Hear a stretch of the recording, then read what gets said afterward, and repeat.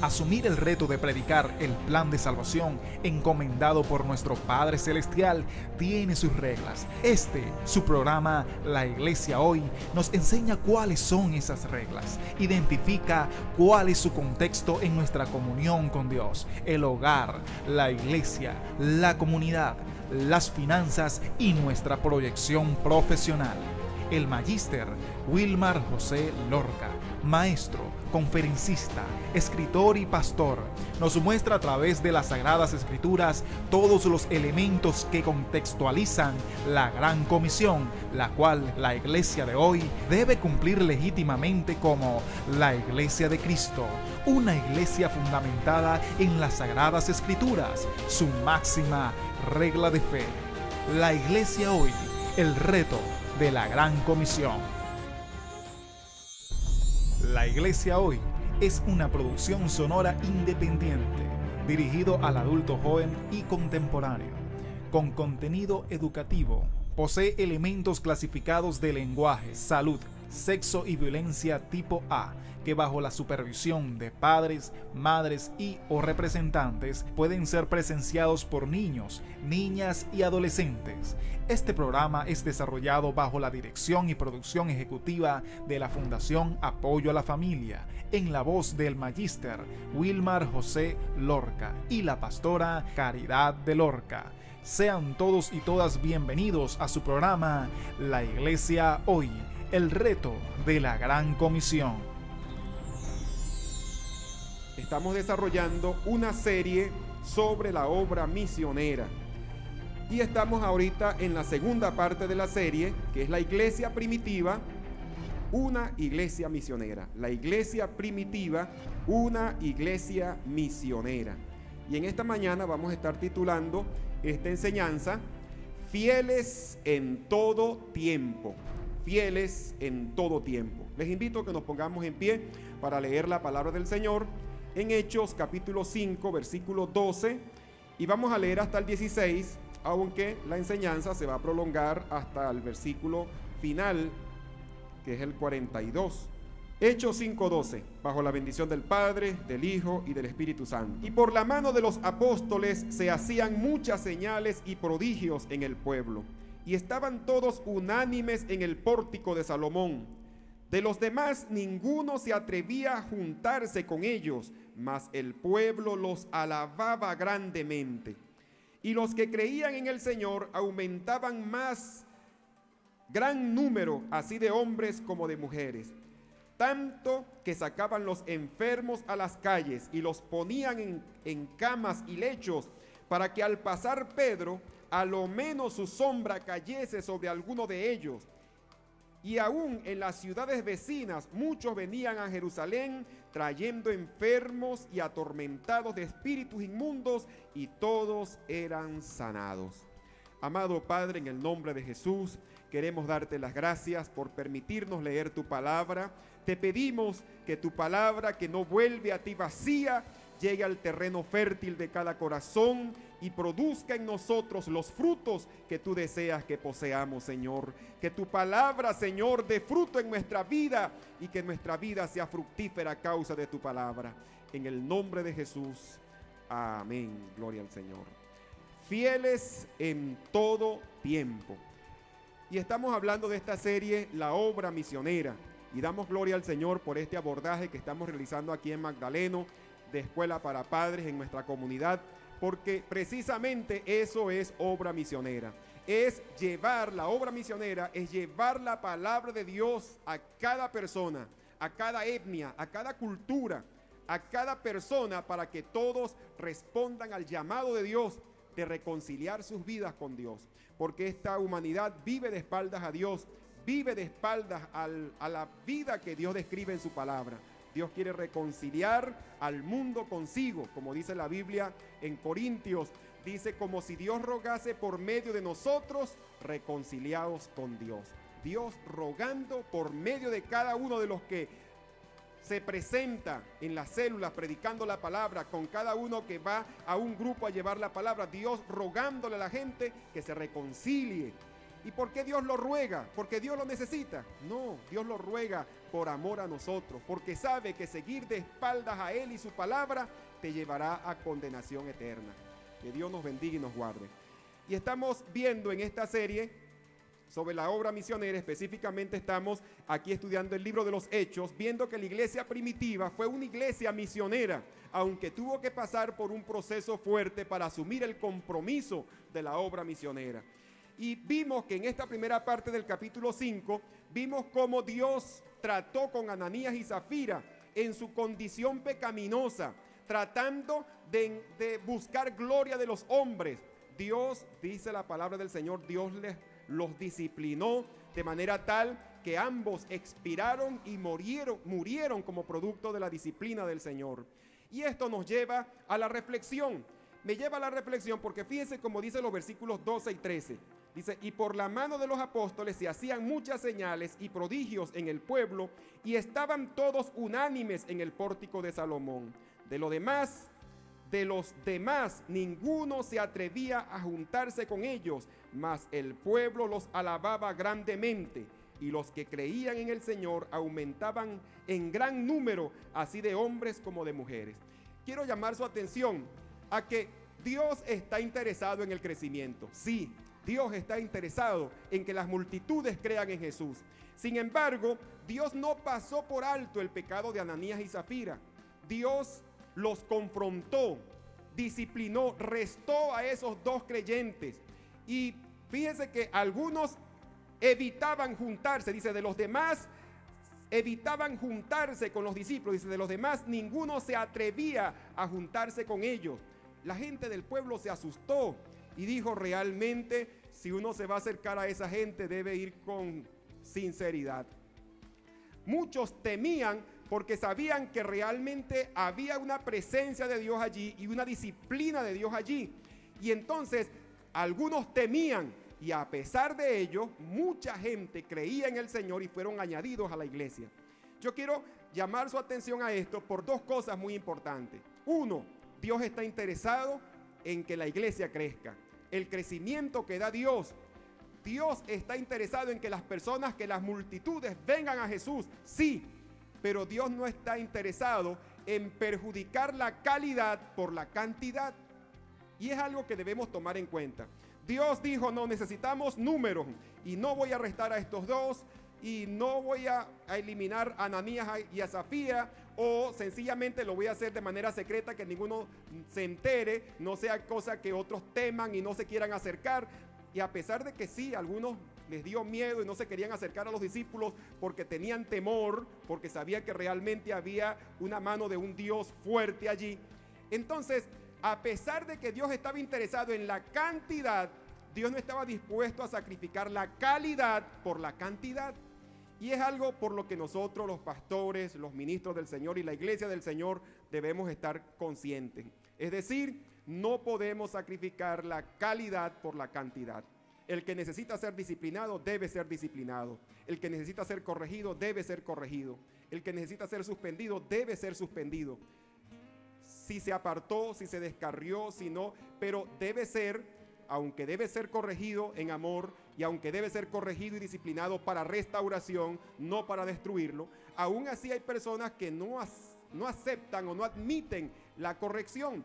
Y algunos pastores, algunos ministros temen aplicar la disciplina, aplicar la corrección, sencillamente por mantener los números. No podemos sacrificar la calidad por la cantidad. Hoy día, uno de los movimientos apóstatas que se ven en la actualidad, ellos muestran una obsesión por los números, tanto así que algunos lo llaman numerolatría, es decir, idolatría por los números. Hay una obsesión por las mega iglesias, las iglesias multitudinarias, y ellos muchas veces presentan una versión diluida del evangelio, es decir, ponen la puerta del evangelio un poquito más ancha, el camino lo hacen un poquito más ancho para que más personas puedan entrar. Sin embargo, Jesús nos dice algo muy interesante allá en Mateo 7:13, donde nos dice que la puerta es angosta que el camino es angosto y que la puerta es angosta y que muchos y pocos son los que entran por ella. Dice Mateo 7:13, entrad por la puerta estrecha, porque ancha es la puerta y espacioso el camino que lleva a la perdición, y muchos son los que entran por ella. Porque estrecha es la puerta y angosto el camino que lleva a la vida, y pocos son las que la hallan. Es decir, Dios presenta a Jesús, a pesar de que él estaba interesado y está interesado en la cantidad de personas que sean salvas. Sin embargo, Jesús no suavizó el evangelio. Él no puso la puerta más ancha, el camino más ancho, no para que más personas puedan entrar. No, él dejó una puerta angosta, un camino angosto, y los que entran por ella, bueno, serán salvos, entrarán a la presencia del Señor. Y los que no se quiten todo ese paquetero que llevan encima para poder entrar por esa puerta angosta, porque traen tantos paquetes encima que no hayan cómo entrar por esa puerta. Ningún ministro del Señor tiene la autoridad para suavizar la doctrina del Señor. Ningún ministro del Señor tiene la autoridad para poner el evangelio más aceptable. No, el mismo apóstol Pablo decía en cierta ocasión que algunos predican un evangelio diferente. En Gálatas 1:6 al 10 nos advierte que si alguno predica un evangelio diferente, si aún un ángel del cielo os predica un evangelio diferente al que os hemos anunciado, sea anatema.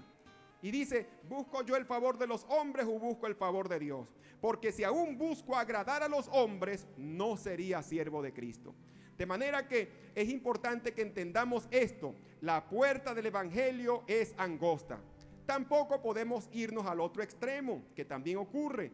Creyentes, iglesias conservadoras que buscan exagerar lo de la santidad y ponen la puerta del evangelio más angosta de lo que realmente es. Gente que pudo entrar por la puerta angosta de Jesús, no haya cómo entrar por la puertica que nosotros dejamos, que es más angostica, y hay que pasar es de ladito, porque es que te ponen demasiadas reglas que se extralimitan. Ambos extremos son apostasía, ambos extremos es pecado. Debemos ajustarnos a lo que está escrito, en la palabra del Señor. Es importante que prediquemos la puerta angosta de Jesús, ni más ancha ni más angosta de lo que Jesús la predicó, porque ambos extremos son apostasía, ambos extremos son dañinos. Es más, alguien que pudo entrar por la puerta angosta de Jesús y que no pudo entrar por la puerta angosta que nosotros pusimos, entonces Dios nos pedirá cuentas por esa persona que se perdió a causa de una puerta mucho más angosta que nosotros colocamos. De manera que siempre las iglesias debemos revisar nuestros credos, nuestras normas, nuestros estatutos, y verificarlos a la luz de la palabra del Señor y ajustarlo, porque hay que ajustarse a lo que está escrito. Como decía Pablo allá en 1 Corintios 4:6, que nos acostumbremos a no pensar más allá de lo que está escrito. Y en 1 de Pedro 4:11 dice, si alguno habla, hable conforme a las palabras de Dios. Observamos entonces aquí que Dios está interesado en la cantidad, pero no está dispuesto a sacrificar la cantidad o la calidad por la cantidad. Dios, aún a pesar de que esto iba a traer momentáneamente algún momento de temor en la gente, quizás la gente que estaba entrando a la iglesia buscando del Señor se pararon un poquito de lejos y algunos buscaban no juntarse con los creyentes porque wow, eso que se escuchaba por allí de que había muerto Ananías y Zafira y que Pedro le dijo, los confronta, y cayeron, expiraron y murieron en el momento y fueron sepultados, ni velorio ni nada, hermano. Parece que en ese tiempo y en esa cultura no. Sin embargo, fíjese, cuando Pedro entrevista a Zafira y le dice, ¿vendieron la heredad en tanto? Sí, en tanto.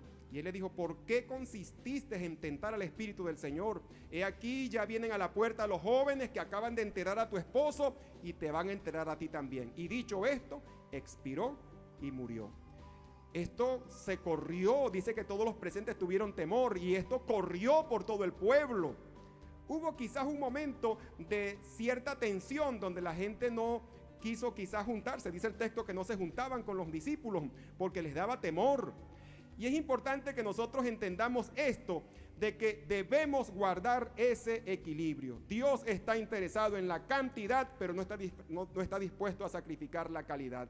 Y es importante que presentemos no solamente al Dios de amor, sino también al Dios que es fuego consumidor. Yo quisiera que alguien leyese Hebreos 12, 28 y me la leyese por aquí, por este micrófono. Hebreos 12, 28 y 29. Y fíjese, ellos vieron la cara de ese Dios de amor con la predicación de los discípulos. Sin embargo, vieron también a ese Dios que es fuego consumidor cuando pasó a esa mano disciplinaria sobre Ananías y Zafira. Hebreos 12, 28 y 29. Así que, recibiendo nosotros un reino inconmovible, tengamos gratitud y mediante ella sirvamos a Dios agradándole con temor y reverencia, porque nuestro Dios es fuego consumidor. Sirviéndole en integridad, con temor y reverencia. De manera, hermano, que nosotros debemos servir al Señor con temor. Al ministrar, al pararse en este lugar, santificar nuestros corazones, revisar nuestros corazones, al pasar con un especial, al predicar, al participar de la cena del Señor, y cada día revisar nuestro corazón delante del Señor, porque estamos a la espera de nuestro Señor Jesucristo, porque nuestro Dios es un Dios de amor, pero eso no significa que es un Dios permisivo, que va a aceptar el pecado, que va a tolerar el pecado, que va a tolerar lo que está mal. Ese Dios de amor también es fuego consumidor. Y dice ahí que le sirvamos con temor y reverencia, porque nuestro Dios es fuego consumidor. No podemos enseñar una parte del evangelio y la otra parte omitirla. Pablo decía, hablando allá a aquellos discípulos en Hechos, les decía que él tenía su conciencia tranquila porque les había declarado todo el consejo de Dios. Es decir, yo no les he predicado un mensaje parcializado o un mensaje parcial, incompleto, no, les he predicado todo el consejo de Dios. Y aquí podemos destacar que nuestro Dios, además de ser un Dios de amor, es fuego consumidor. Así que sírvale con temor y reverencia, con temor y temblor. Fuerte el aplauso para el Señor.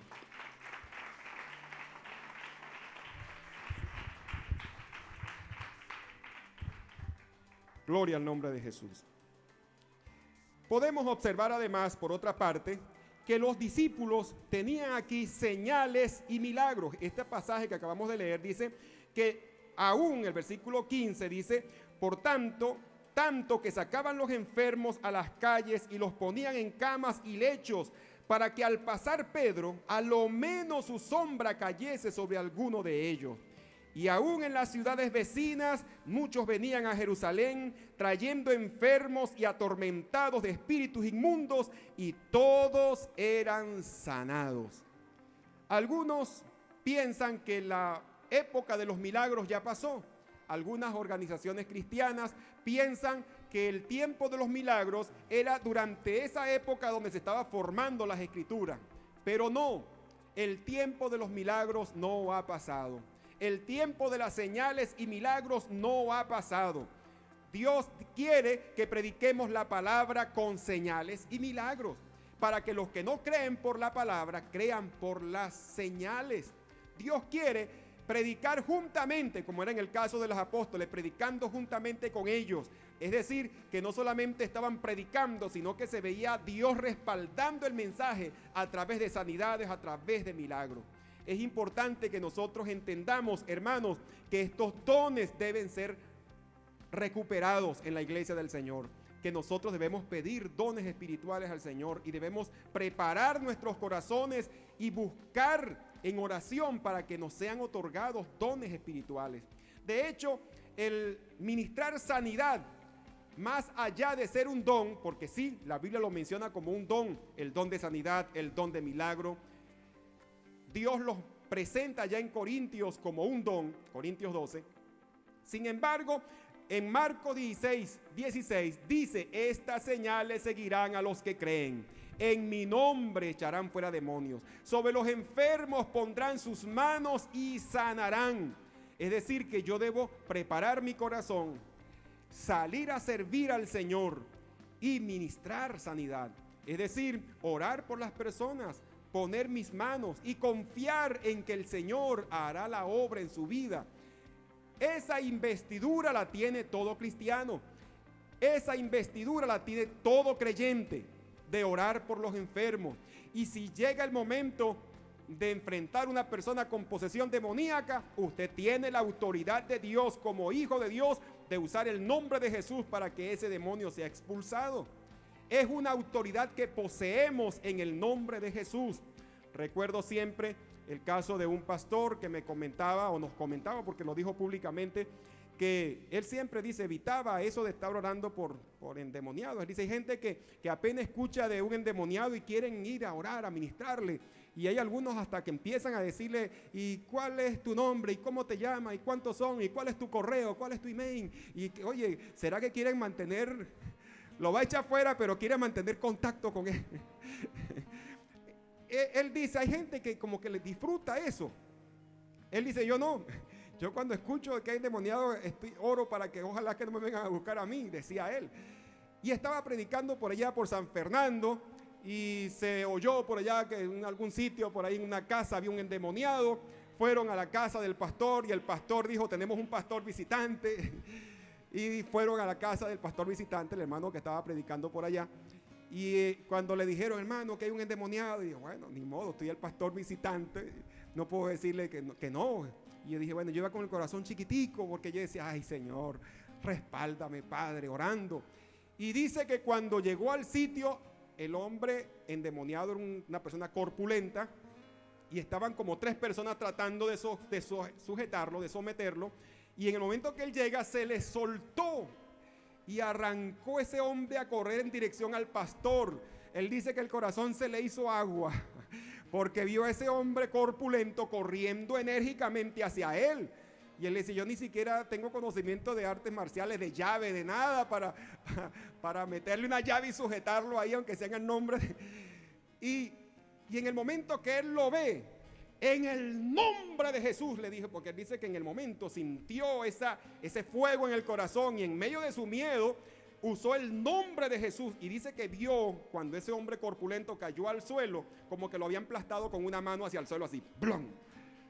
Él vio la forma en que cayó, no fue que se cayó, fue que lo aplastaron hacia el suelo. Cuando él vio eso, dijo, no, Dios está conmigo. Entonces sí se le acercó con confianza. Te ordeno en el... No, porque Dios no está preguntándole ni por teléfono, ni por email, ni nada de eso. Usted se va afuera en el nombre de Jesús. Sí, está pidiéndole, ¿y cuál es tu correo? ¿Y cómo te llamas? ¿Y dónde vive? No, hermano, ¿qué es eso? Vaya, salga afuera. Tenemos el derecho legal de usar el nombre de Jesús. Dice, a todos los que creen en su nombre les ha dado poder, autoridad de usar su nombre. Es como el caso, una mujer, imagínense el caso de una mujer que se casa con un hombre quizás de buena posición económica, y en el momento que ella se casa, toda mujer al momento de casarse, por la ley, tiene derecho de usar el apellido de su esposo. Y si ese esposo tiene bienes, tiene posesiones materiales, tiene dinero, esa mujer también tiene acceso a esos bienes, porque tiene el derecho legal. Lo que quiero decir es que en el momento que yo acepto a Jesús como mi Salvador, que yo entro en esa relación padre-hijo, tengo derecho de usar su nombre. Y ese nombre me da una investidura, una autoridad. Cuando usted ve a un funcionario en la vía que le da señal que se detenga, usted sabe que él es una autoridad. Su uniforme representa una autoridad. Y usted se detiene no porque le tenga miedo a él como persona, sino por la autoridad que representa. Y porque al desobedecer a esa autoridad le va a venir consecuencia a usted, porque él posee una autoridad real. No es mentira, hay una autoridad real representada allí. Los demonios saben eso. Saben que usted tiene el Espíritu Santo y que tiene la autoridad para usar el nombre de Jesús. Y cuando usted entiende que tiene la autoridad, entonces usted puede enfrentarse a esas potestades demoníacas o a esa enfermedad en el nombre de Jesús, confiando en que la autoridad de Jesús hará que ocurra el milagro o la sanidad.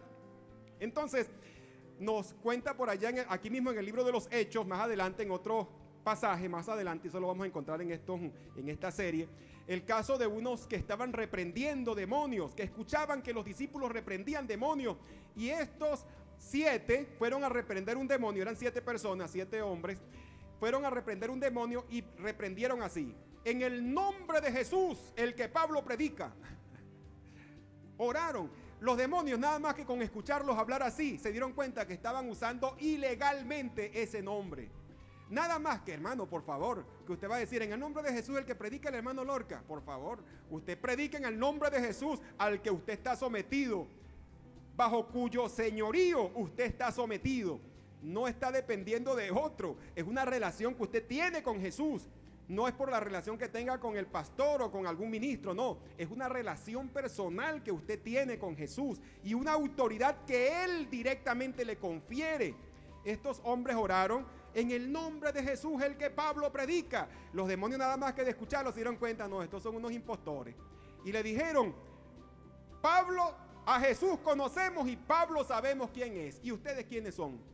Y dice que le saltó el endemoniado y tuvieron que huir 7 con las ropas rasgadas y golpeados, porque el demonio les entró a palo, hermano, los golpeó y tuvieron que huir porque no tenían autoridad para usar el nombre de Jesús. Usted tiene esa autoridad. Lo que quiero destacar en esta parte de la enseñanza es que muchas señales y milagros y maravillas eran hechas por los apóstoles. Y ese tiempo de los milagros aún no ha pasado. La iglesia primitiva, al igual que la iglesia de hoy, tienen la autoridad para usar el nombre de Jesús y ministrar sanidad. Yo estoy orando, hermano, de verdad. Quiero ver esos dones manifestados en ustedes, en mí, en cada uno de nosotros. Que usted ore por los enfermos, que nos lleguen testimonios de personas sanadas. Pero los dones, y ese es un estudio que vamos a desarrollar más profundamente en una próxima ocasión, en una ocasión futura, porque los dones debemos tanto pedirlos como cultivarlos y crear el ambiente para que se den en nuestra vida y para que se desarrollen. Pero debemos, hermanos, apasionarnos, pedir dones espirituales y actuar con fe en lo que ya Dios nos ha confiado. Es decir, esa autoridad para orar por los enfermos. Dice: sobre los enfermos pondrán sus manos y sanarán. Hágalo con fe, actúe con fe, pida esa manifestación del Señor. Jesús dijo en San Juan 14, 12 al 14, dice que mayores cosas que las que Él hizo, nosotros haríamos en su nombre. Hermano, escuche eso: cosas mayores que las que Jesús hizo. Él hasta levantó muertos, hermano. Cosas mayores que las que Él hizo, nosotros haríamos en su nombre. Y bueno, fíjese esto que hicieron los apóstoles aquí. Dice que al pasar, dice que sacaban los enfermos para que a lo menos la sombra cayese sobre los enfermos, y eran sanados por la sombra. En ninguna parte vimos que Jesús hizo eso, es decir, que sanara, o por lo menos no quedó registrado, que sanaba a la gente con la sombra al pasar. Mayores cosas, de manera que prepare su corazón, prepare su vida, pídale a Dios que lo use en señales, con milagros, con sanidades. Pídale al Señor. Por supuesto, una persona que está pidiendo debe revisar, y eso lo vamos a ver más adelante, la parte de las motivaciones. Creo que es el punto que sigue. Las motivaciones, porque si usted quiere sanidades, señales para presumir, para jactarse, para lucir ante la opinión como un hombre o una mujer muy espiritual, esa motivación de hecho va a bloquear que Dios te use. La motivación correcta debe ser exaltar el nombre del Señor y ayudar a esa alma, a esa persona que está afligida tras una enfermedad o atormentada por una potestad demoníaca. Esa debe ser la motivación real. Una motivación real pudiera quedar demostrada cuando usted se pone de acuerdo con unos 2 o 3 hermanos y visitan con regularidad a los enfermos en el hospital, o a los enfermos que están aquí en Magdaleno, en sus casas, creyentes o inconversos. Los visitan, oran por ellos. Hay una preocupación genuina por aquel que está sufriendo. Entonces tú le dices: Señor, dame el don de sanidad, quiero que me uses en sanidad. Y Dios dice: de verdad, este lo necesita, porque está haciendo un trabajo donde hace falta ese don. entonces Dios te puede otorgar ese recurso espiritual porque lo estás necesitando. Pero Señor, dame un don de sanidad y no sale a predicarle a nadie, no sale a hablarle a nadie, no sale a visitar a nadie. Todo. Entonces, ¿para qué lo quiere? El Señor ve el corazón, no, para que vean que Dios me usa. No, hermano, esa motivación, Dios no comparte su gloria con ninguno. Bendito sea el Señor. Y en la segunda parte, desde el versículo 17 en adelante, nos habla de que Pedro y Juan fueron perseguidos. Pedro y Juan son perseguidos. Y nos llama la atención porque fíjese cómo lo describe el versículo 17. Dice, entonces levantándose el sumo sacerdote y todos los que estaban con él, esto es, la secta de los saduceos, se llenaron de celos y echaron mano a los apóstoles y los pusieron en la cárcel pública. ¿Cuál fue la motivación? Se llenaron de celos, se llenaron de envidia. Estos hombres están adquiriendo mayor popularidad que nosotros. Estos hombres, el pueblo los aclama, porque dice en los versículos anteriores que todos alababan.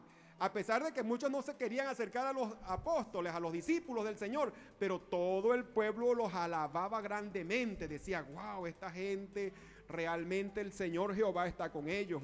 Y había un respeto. Los saduceos, los fariseos, la gente del Sanedrín, ellos querían y trabajaban mucho por esa devoción del pueblo, por ese reconocimiento del pueblo. Y viendo que estos apóstoles, que estos discípulos, que la iglesia del Señor estaban volviéndose muy populares y muy aclamados por el pueblo, se llenaron de celos, se llenaron de envidia. Y dice que los metieron en la cárcel pública. Es decir, ni siquiera en un sitio protegido, porque estos no son unos delincuentes comunes, son unos delincuentes especiales, son unos delincuentes que están delinquiendo, al delinquir están sirviendo al Señor, si es que podemos llamarlo así, porque hubo un momento en la historia donde predicar a Jesucristo era un delito, donde predicar el evangelio de Jesucristo era un delito, y muchos eran llevados a la cárcel por ese delito, pero a estos los colocaron en una cárcel pública donde estaban los delincuentes, asesinos, los peligrosos, con toda la intención de que les pasara algo, con toda la intención de que les hicieran daño. Y me llama la atención y quiero resaltar eso, que por celos, usted puede estar seguro, mi hermano, de que ellos no lo dijeron que fue por celos. Ellos vistieron su envidia con un ropaje piadoso. Yo estoy seguro, y usted puede estar seguro, de que ellos no reconocieron que estaban haciendo eso por celos o por envidia. No, Dios sabía que esa era la razón real, porque Dios ve el corazón. Pero yo estoy seguro que ellos le pusieron a esa envidia un ropaje piadoso. Es decir, por el celo del Señor me consume, por la obra de Dios. Alguna terminología correcta usaron para vestir su envidia y darle una apariencia piadosa. Pero a Dios no lo engañamos con ropaje piadoso, hermano. A Dios no lo engañamos con apariencias. Dios ve el corazón. Dios ve lo que hay en el corazón. Por eso, mi hermano, es importante, y quisiera que alguien buscara en Romanos 2:16 para que en breve me lo lea por aquí por el micrófono. Por eso es importante que nosotros examinemos nuestras motivaciones. Todo lo que hagamos debemos pasarlo por el filtro, porque a veces hacemos cosas que son impías, con una motivación impía, y le ponemos un ropaje piadoso. Esto es tan importante que el mismo Jesús en el Sermón del Monte decía, cuando des, no des para que los demás te vean y recibir el reconocimiento. No, cuando des, asegúrate de que tu mano derecha no sepa lo que hizo tu izquierda. Es decir, tu motivación no debe ser conquistar el reconocimiento de los hombres, sino conquistar el reconocimiento de Dios, por amor a Dios y por amor a tu prójimo. Cuando ayunes, no pongas cara de hambre. Bueno, traducido en nuestro vocabulario, ¿no? No demuden su rostro, sino que unge tu rostro, pon el rostro alegre. No ponga cara de, oye, que estoy ayunando, con cara de hambre, así, como para dar lástima, para que la gente diga, wow, este es un hombre, una mujer consagrada que ayuna. No, cuando ayunes, que solo Dios sepa. Cuando ores, dicen, entra en tu aposento y cerrada la puerta. Ora a tu Padre en secreto, y tu Padre que ve en lo secreto te recompensará en público. Es decir, no buscando. La motivación es un elemento que yo debo siempre verificar tras cada acción, aun cuando la acción sea piadosa. Tal vez yo auxilio a mi hermano en un momento, ¿verdad? Pero entonces el hacer comentarios a otros, me desvirtúa, me le quita la calidad de la acción. Una acción hecha con una motivación, una acción correcta, pierde valor por una motivación incorrecta. Fíjense lo que dice Romanos 2:16. En el día en que Dios juzgará por Jesucristo los secretos de los hombres conforme a mi evangelio. Amén. Y en esos secretos de los hombres está tanto lo que se hace en oculto, porque la gente se hace cosas correctas con motivaciones incorrectas en público para recibir reconocimiento, pero cuando hacen lo malo, lo hacen en oculto para que nadie sepa, porque se hace lo malo. Ahora, aquí nos dice claramente que Dios juzgará por Jesucristo los secretos de los hombres, tanto lo que la gente hace en oculto como lo que la gente hace en público con motivaciones ocultas, motivaciones incorrectas. Que Dios me les bendiga. Y se nos dice que Pedro y Juan fueron colocados en la cárcel pública junto con delincuentes peligrosos, con toda la intención de perjudicarles.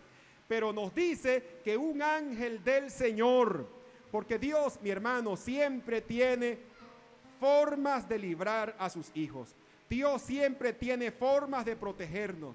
Y estaba meditando en lo que la hermana María de Rosales nos estaba comentando ahora, de que se vieron en una situación de peligro, quedaron atrapados en medio de un tiroteo y en medio de esa situación temieron, porque lógicamente tenemos emociones y nos asustamos, ¿verdad?, en un momento dado.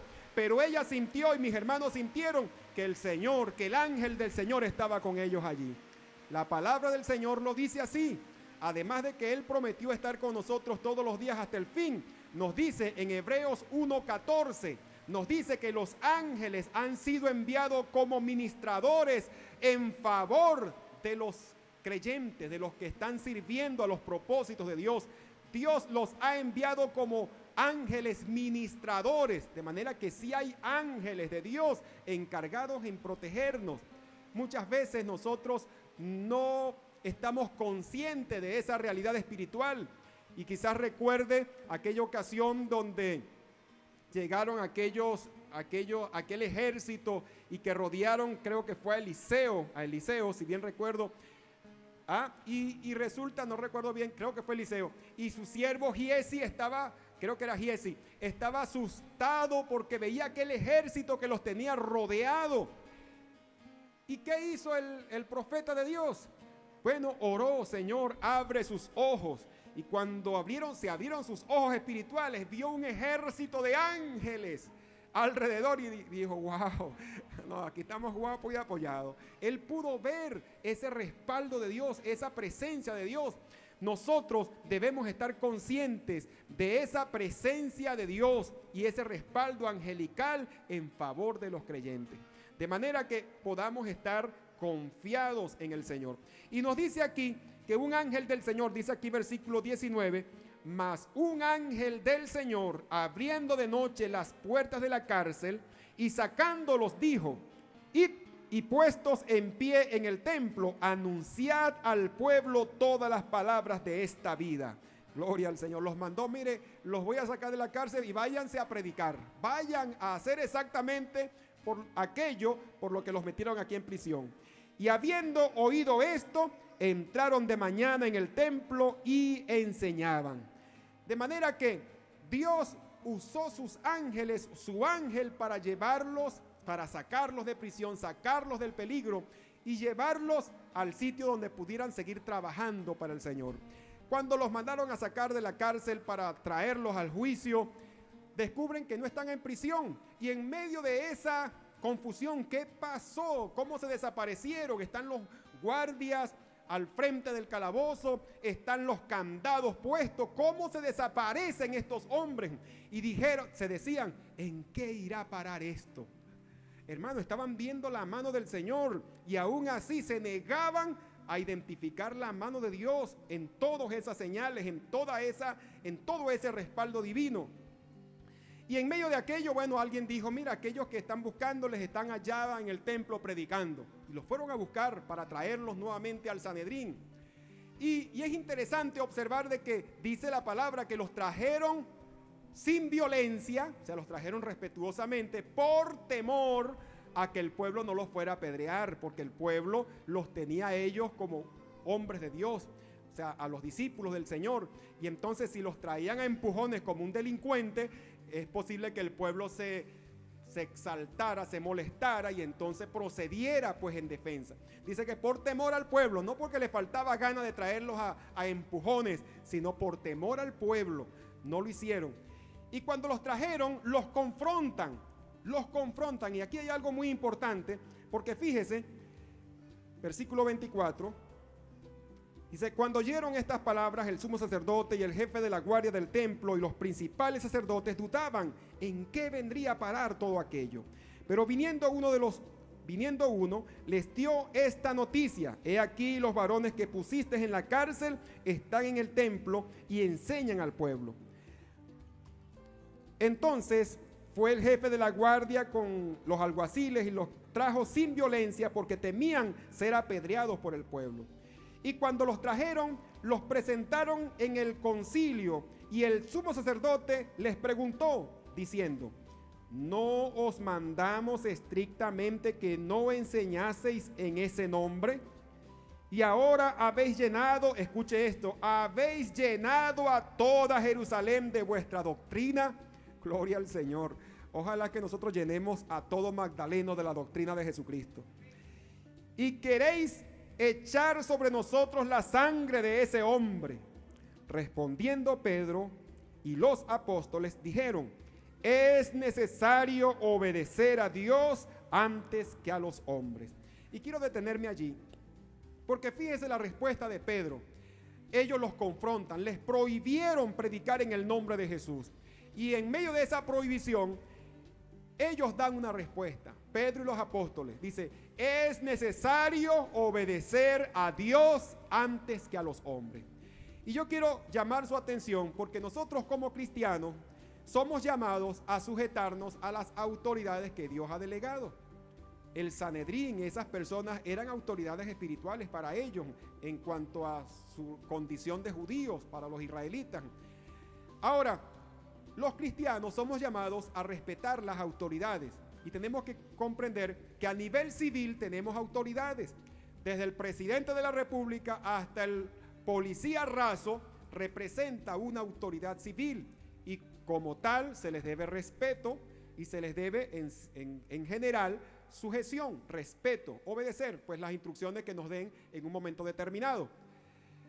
En el aspecto civil, Dios nos ordena y es un mandato del Señor. Quiero que por favor alguien me lea en Tito 3, 1 al 2 y otro pudiera buscar, bueno, vamos a leer primero Tito 3, 1 al 2 y para los que están anotando pueden apuntar allí 1 Timoteo 2, 1 al 4. Pero quiero que usted observe como dice Tito 3, 1 y 2, quien lo tenga para que pase por aquí y lo lea.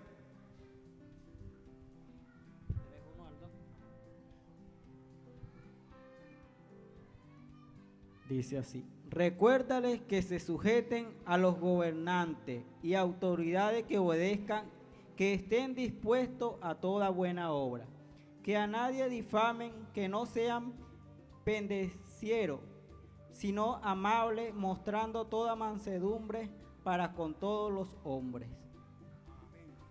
Recuérdales que se sujeten, que respeten las autoridades. Romanos 13:1, todo ese capítulo, nos habla de las autoridades civiles. Y comienza los versículos 1 y 2, dice, sométase toda persona a las autoridades superiores, porque no hay autoridad sino de parte de Dios, y las que hay por Dios han sido establecidas.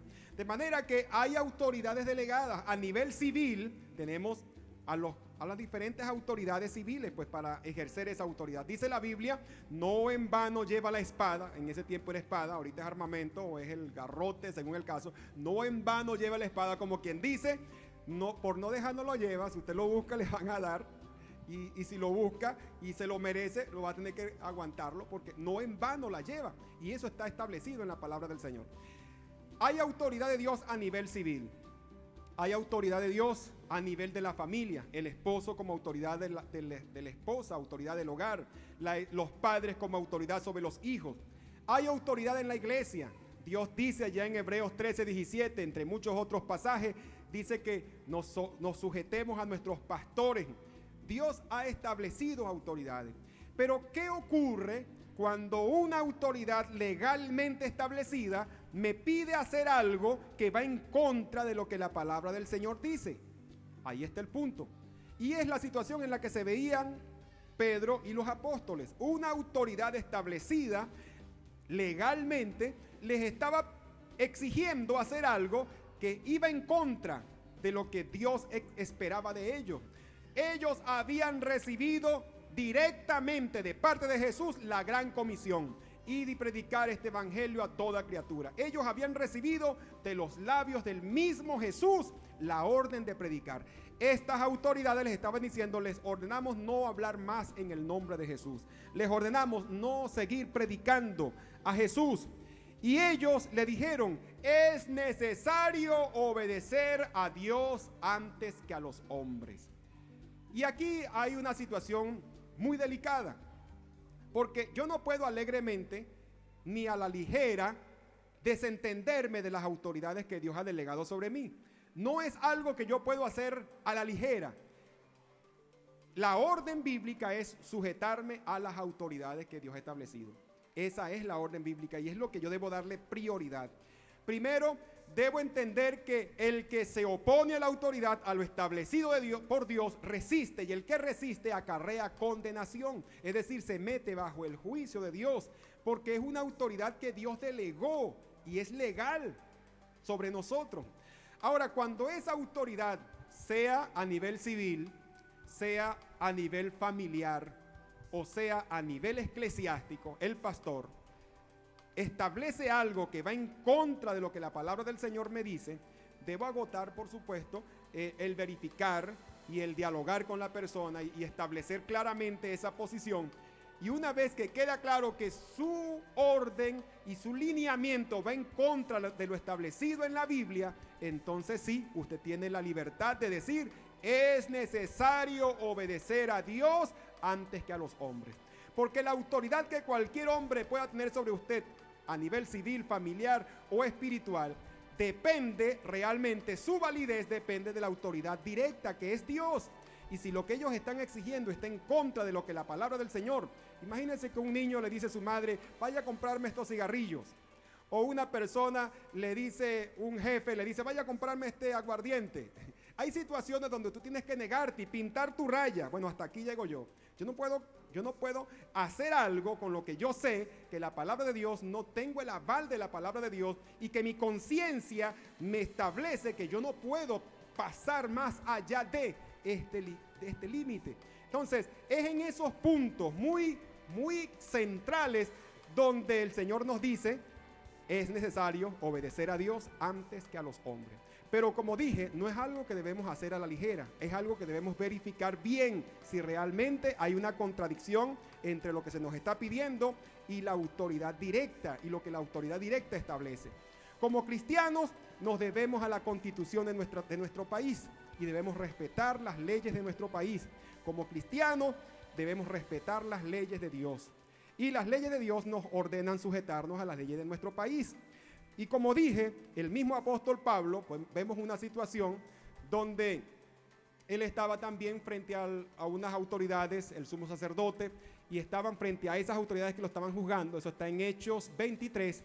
Y se dice que mientras Pablo habla, alguien al fondo del salón le hizo señas al que estaba al lado de Pablo para que le diera una bofetada a Pablo.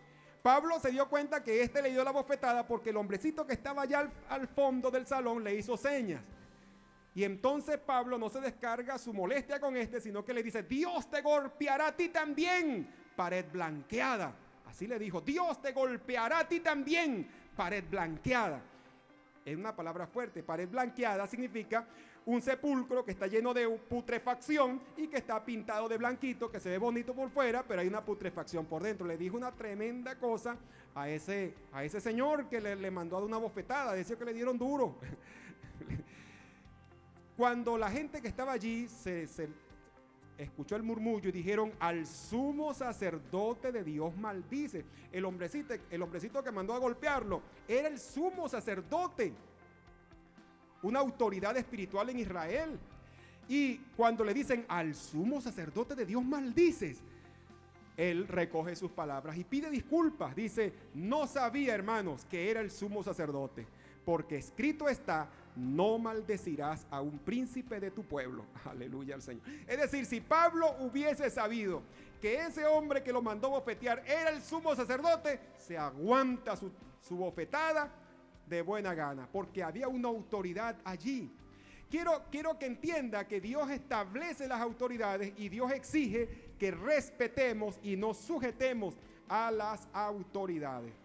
Pero es importante, porque este estudio de la autoridad es muy amplio, hermano, y hay mucha tela que cortar en este tema. Pero en síntesis, esta es la posición. No puedo a la ligera desconocer las autoridades. Debo sencillamente verificar bien si realmente hay una contradicción y si realmente me están pidiendo hacer algo que está explícitamente establecido en la palabra del Señor. Que Dios me les bendiga. Y me llama la atención de que los discípulos, hermano, vean este escenario. Todo el Sanedrín había sido convocado. Todo el Sanedrín había sido convocado. ¿Sabe qué significaba eso? Ellos habían convocado al Sanedrín, que era una autoridad, todo ese grupo. Cuando ellos eran convocados en pleno, lo que significaba era que iban a tomar una decisión determinante. Ellos necesitaban que estuviera en pleno, porque ellos pensaban ya de una vez por todas callar la boca a los discípulos y acabar con el problema. Y si había que matar a alguien, si había que darle sentencia de muerte a alguien, estaban dispuestos a hacerlo. Ellos sabían, los discípulos del Señor sabían que el Sanedrín estaba completo, había sido convocado en su totalidad, porque iban a tomar una decisión determinante con ellos, y había la disposición de hacerlo. O sea, la vida de ellos estaba en juego. Sin embargo, ellos predicaron la palabra con denuedo, es decir, con valentía. Fíjese cómo continúa Pedro después que dijo que es necesario obedecer a Dios antes que a los hombres.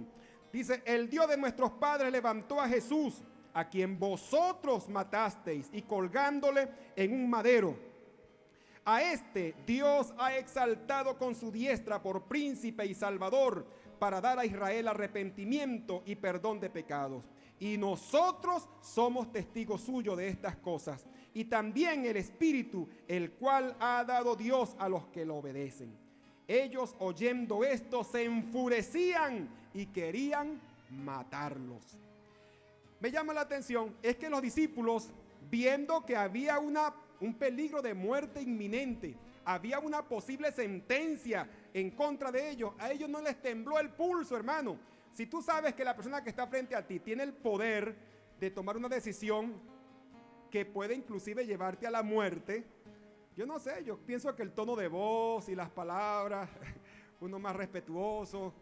No, pero estos no, hermano, ellos con valentía les dieron, nos prohibieron predicar, y ahora les vamos a predicar a ustedes. Y les vamos a predicar y los vamos a confrontar, porque ustedes fueron los que crucificaron a Jesús y nosotros somos testigos y no podemos callarnos.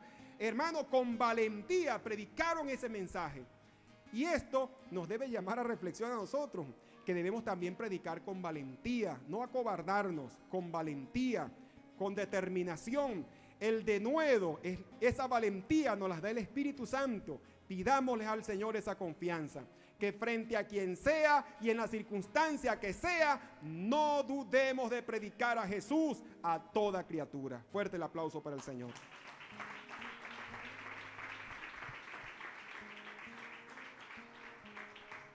Dice que enfurecidos querían matarlos. Y en medio de esa furia, y tal vez, hermanos, hubiesen pronunciado una sentencia de muerte. Tenían la autoridad para hacerlo. En medio de eso se escuchó una voz, la voz de aquel gran rabino Gamaliel, bajo cuyos pies fue instruido el apóstol Pablo de niño.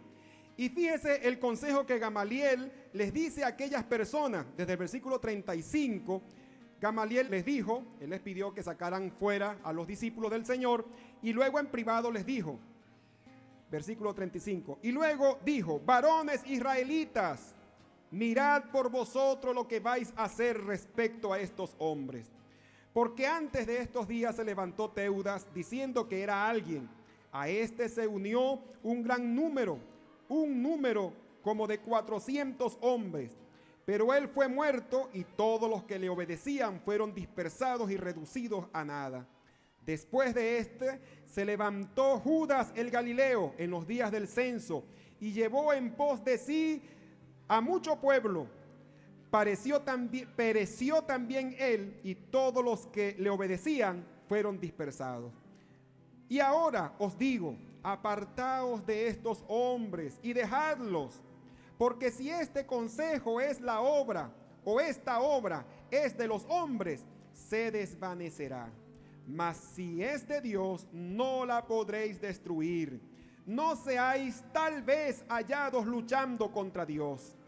Y convinieron con él, y llamando a los apóstoles, después de azotarlos, les intimaron que no hablasen en el nombre de Jesús y los pusieron en libertad.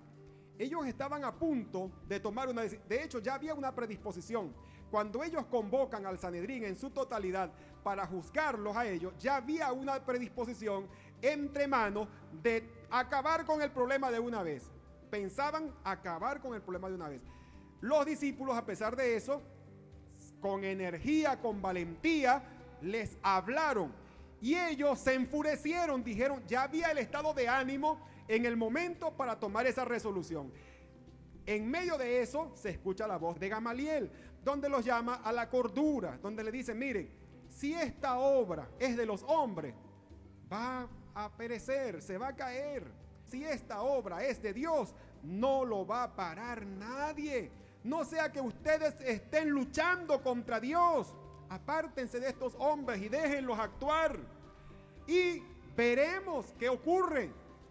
Parece que esta obra es de Dios, hermano, porque todavía viene rodando después de todos estos siglos. Gloria al Señor.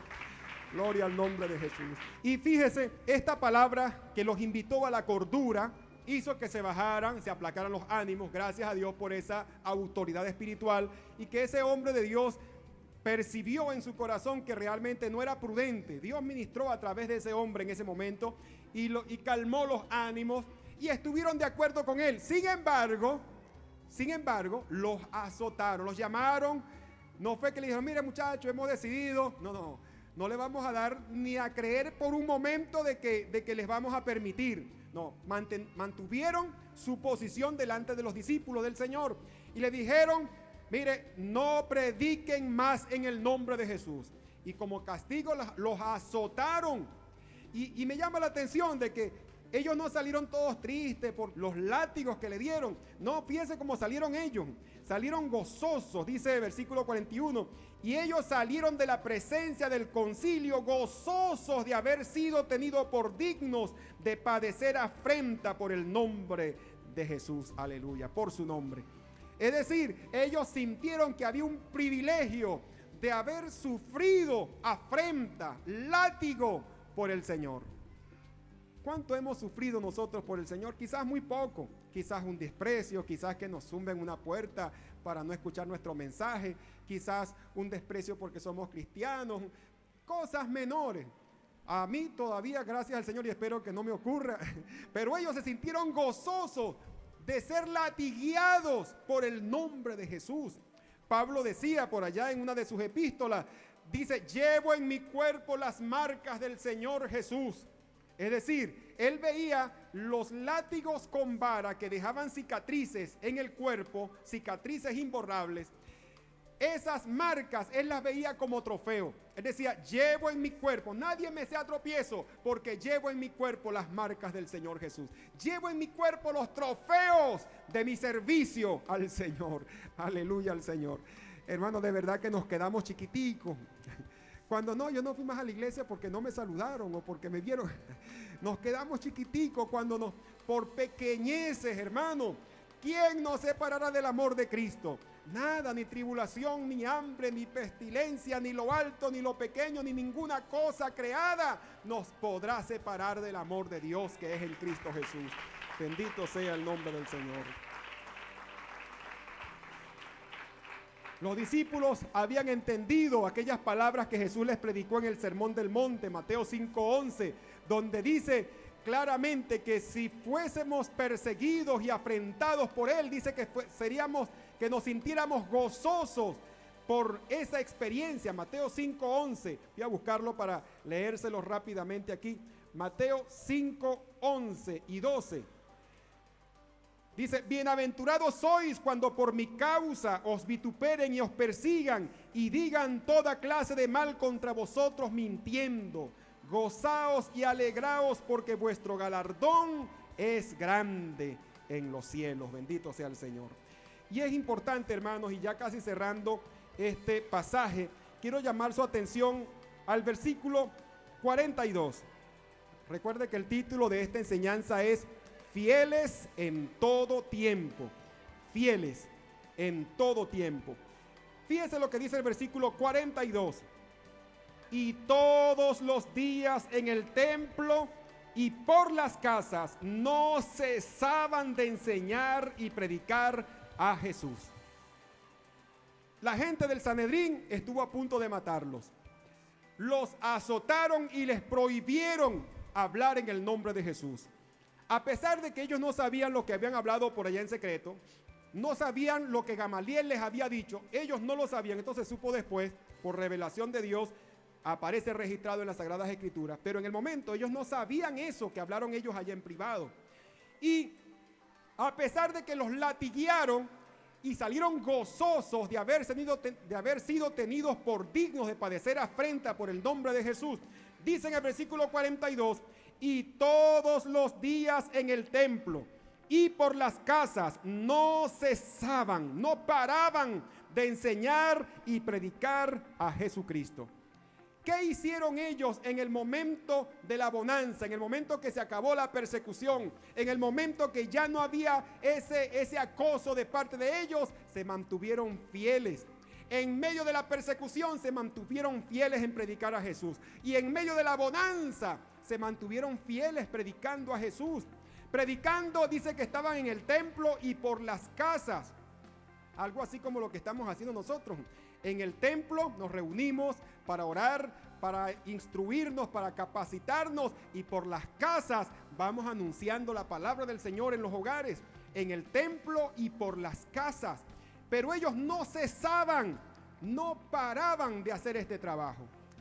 Lo que quiero resaltar, y quiero que usted lo capte, es que ellos fueron fieles en predicar el evangelio, tanto en momentos de adversidad, en momentos de persecución, como en los momentos de bonanza, en los momentos de bonanza.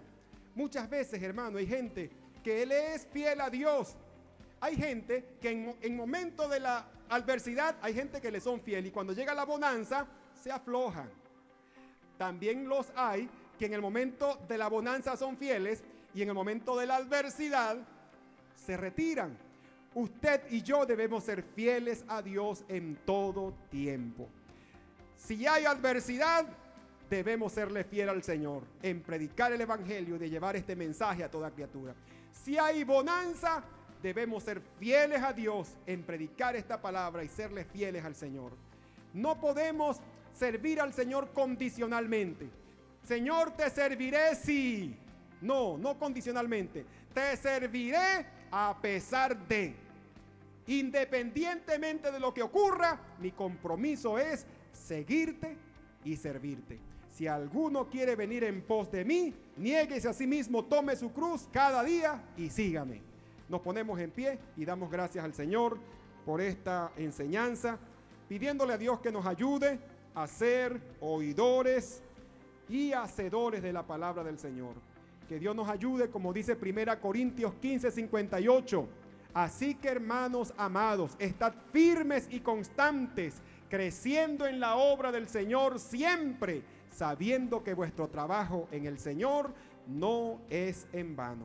Amado Padre, en el nombre de Jesús, quiero darte las gracias por esta enseñanza, por esta reflexión de tu palabra. Permite, Señor, que podamos entenderlo, digerirlo en nuestro corazón y en nuestro espíritu, y que tú nos ayudes, Padre, a ser fieles.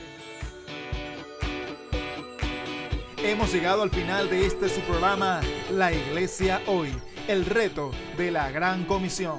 La Iglesia Hoy es una producción sonora independiente dirigido al adulto joven y contemporáneo, con contenido educativo. Posee elementos clasificados de lenguaje, salud, sexo y violencia tipo A, que bajo la supervisión de padres, madres y o representantes pueden ser presenciados por niños, niñas y adolescentes. Este programa es desarrollado bajo la dirección y producción ejecutiva de la Fundación Apoyo a la Familia y la locución especializada de la pastora Caridad de Lorca.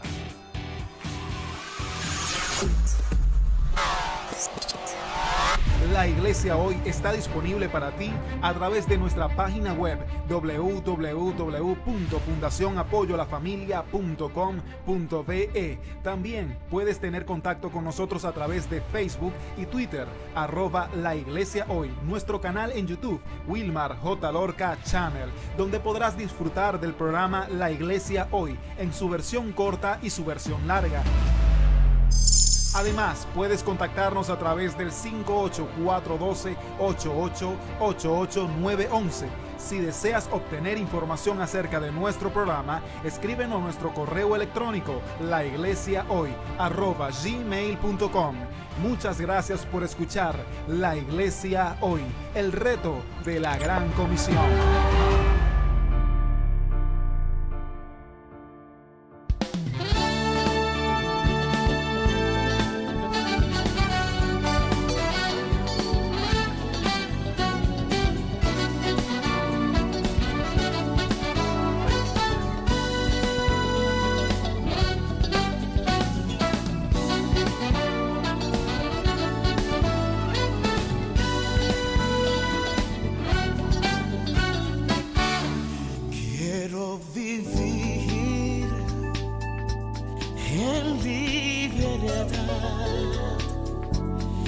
Y disfrutar lo que Dios se da.